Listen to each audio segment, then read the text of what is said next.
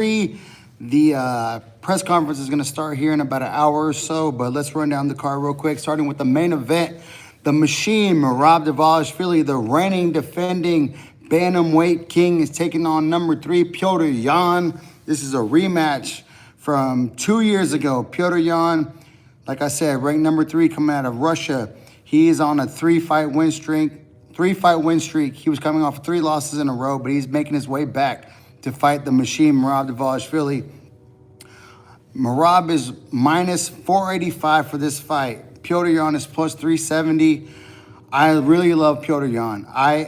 Petr Yan is one of those guys that I absolutely love watching. His boxing is so crisp.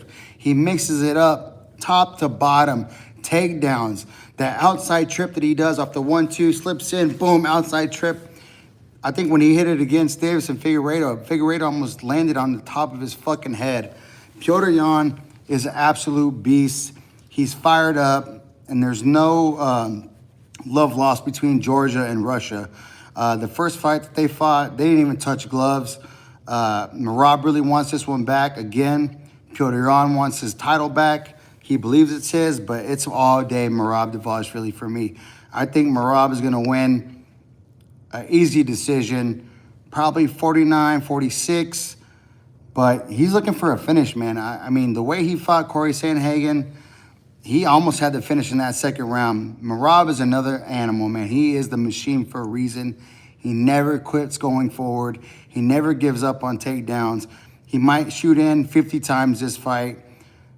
I mean, Merab is just a man. And I've said it before, until somebody can prove me that he can't win, I'll never pick against Merab Dvalishvili.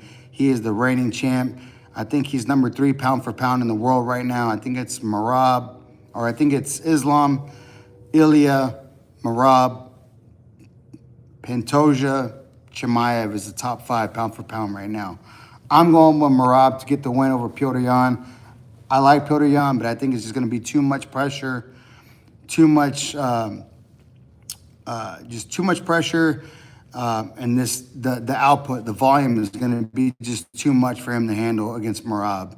You know, unless he can put Merab on the back foot, which no one's been able to do.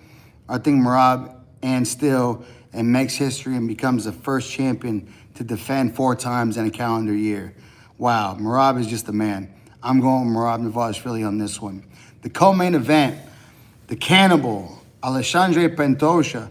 He is ranked number 4 pound for pound right now, and he's taking on the number 1 contender from Houston, Texas, Joshua Van, the guy from Myanmar who just exploded onto the scene. He's the youngest fighter on the roster in the UFC. He was born after 2000, and after his win against Royval, short notice, it was only 2 or 3 weeks after his previous win, comes in, takes Royval to war, gets the win, and then sits there cage side to watch Alexandre Pantoja absolutely run through Kai Kara-France. This is going to be an amazing fight. If Joshua Van can keep this fight on the feet, he has a really, really good chance of being able to get Pantoja in a shot, lull him in, counter-strike, get him hurt, finish him, but that's got a tall task to ask from Joshua Van. Pantoja is a seasoned veteran. He hasn't lost since 2020. 5 years undefeated. He took the title from Moreno, and he already has 4 defenses since then. Pantoja is an absolute beast, man. I really like Alexandre Pantoja, but he's shown in his couple fights where he will gas down or gas out in the later rounds. Joshua Van never runs out of gas. Never runs out of gas. But we haven't seen him go 5 rounds yet. So if Joshua Van can conserve energy, or not even conserve energy, push the pace from the jump, put Pantoja on the back foot, stuff takedowns, do damage. If he can keep Alexandre Pantoja on the feet, Pantoja can get hit. Moreno hurt him in their fight, in the title fight. Royval got good strikes on him. If Joshua Van can keep the pressure on him and not get taken down early and wear him down, Pantoja didn't get Brandon Moreno down to the later rounds, and Moreno was able to scramble up and make him pay. If Joshua Van can keep it on the feet the first 2-3 rounds and make Pantoja shoot, desperate shots later on in the fight, I think Joshua Van can come out with the victory. But like I said, that's a tall task to ask from Joshua Van. I think Pantoja, as much as I don't want to admit it, him being a veteran with all the experience, I think he can get Joshua Van out of there third, fourth round, maybe by submission. The feature fight, number 2, Brandon Moreno at flyweight is taking on number 5, Tatsuro Taira. The Japanese sensation Taira came in. He lost to Royval. He beat the South Korean Park in his last fight out by submission in the second round. I think Brandon Moreno has the tools to beat Taira. And I'm not just saying that because of my Mexican bias. I love Brandon Moreno, first Mexican UFC flyweight champion, or first Mexican champion in the UFC ever. You know, Cain Velasquez was the first, but he's Mexican-American. But Brandon Moreno, I think he needs to use his boxing in this fight. Do not get taken down in the early rounds by Tatsuro Taira. He is like a sticky, like a magnet in the first couple rounds. If he can get a hold of Moreno in the first couple rounds and make it nasty, get him to the ground, it's going to be trouble for Brandon Moreno. Brandon Moreno can scramble like a motherfucker. He did it against Figueiredo. He did it against Pantoja. These are former champions. Former champions he did that against. But it was not till late. If Taira gets him dry and gets him to the ground, gets to his back, he can control rounds from that body lock or the body triangle early and just wear these just coast these rounds out. It's only a 3-round fight, so if he can book 2 early just by control, it's bad news for Moreno. Moreno needs to use his boxing, his takedowns, mix it up top to bottom, bring the fight to Tatsuro Taira and Brandon Moreno. If he can get the win, I think he'll be next in line. He's ranked number 2 right now. Joshua Van's ranked number 1. If Brandon Moreno can get a win tonight or this Saturday, I think it sets him up perfectly for another shot at either the new champion Joshua Van or Pantoja. If Pantoja doesn't move up to fight Merab. That's the big ifs.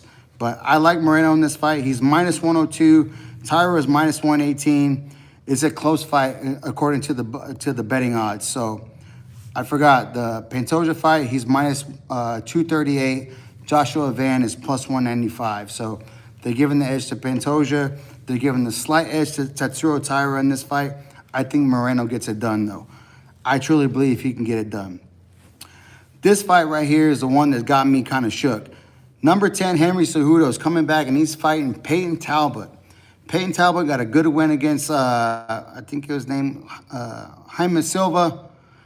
Gets the win, is a decision win. Before that, he got absolutely worked by Jaime Barcelos. Jaime Barcelos is like 68 years old, and he controlled Talbot all 3 rounds, unanimous decision, and he is not even on the level of grappler of Henry Cejudo. Henry Cejudo, let's not forget, he's the king of cringe. I really don't like Henry Cejudo after the bullshit that he pulled on Brandon Moreno and then trained Davison Figueiredo to fight Brandon Moreno. I've never been a big fan of Henry Cejudo, but he is an Olympic gold medalist and a 2-division weight champion in the UFC. For him to get disrespected with a plus 230 fighting a guy in Peyton Talbot who's minus 285, Peyton Talbot hasn't beaten anybody in the UFC. Anybody in the UFC. I know Henry Cejudo said this is his last dance, and it might be, but shit, I'm putting money on Henry Cejudo. Plus 230 to beat Peyton Talbot. I'll take that all day, every day. Let's go, Henry Cejudo. Please, do something good for me. For once in your life, do something good. The next fight, the Polish power, Jan Blachowicz, is taking on Bogdan Guskov. Jan Blachowicz is ranked number 5. Guskov ranked number 11.